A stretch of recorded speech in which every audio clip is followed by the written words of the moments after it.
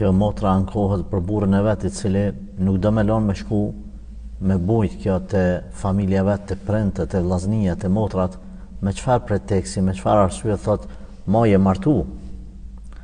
I themi këtij burrit, Allahu të drejtoftë të uzoft, Allahu të pruft mend në vete. Ajo që je duke bën ti është hise edhe pjesë e krimit psikologjik ndaj bashortës.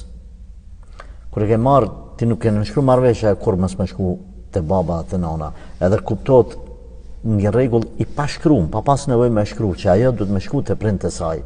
Bile, ajo ka drejt me shku pa të pyet hiç ty. Unë nuk po du mi thonë kësaj motrës gutu edhe tash ku ta dëgjon këtë video, merr ti vendim edhe unë shkoj të pyes ty se po kam frikë mos po ndodh ma keqja ose me rrejse këta tipa edhe të rrehin. Pastaj mos po ndodh edhe po të shkurorëzon krejt.